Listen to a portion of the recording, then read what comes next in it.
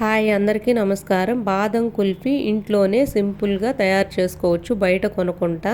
మనం దీనికోసం ఫస్ట్ బాదం పౌడర్ని తయారు చేసి పెట్టుకుంటే ఇది మనకి మల్టీపర్పస్ లాగా యూజ్ అవుతుంది. బాదం మిల్క్, బాదం ఐస్ క్రీమ్ కూడా చేసుకోవచ్చు. ఫస్ట్ బాదం పప్పుల్ని, 1 కప్పు బాదం పప్పుల్ని హాట్ వాటర్లో వేసేసి ఈ విధంగా పొట్టు తీసేసుకోవాలి నీట్గా.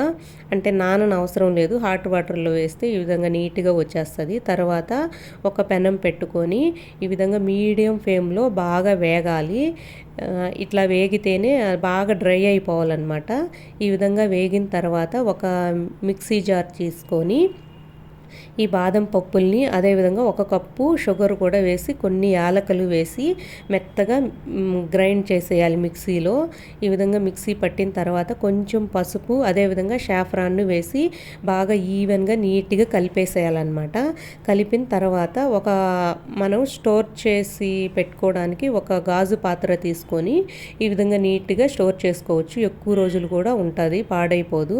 అదేవిధంగా నేను ఒక 1/2 లీటర్ పాలు తీసుకున్నాను. ఒక పొంగు రానిచ్చి కొంచెం కార్న్ఫ్లవర్ వేసేసి వాటర్లో వేసి కలిపేయాలి. అదేవిధంగా 3 స్పూన్స్ వేసాను బాదం పౌడర్. బాగా ఈవెన్గా కలుపుతూనే ఉండాలి.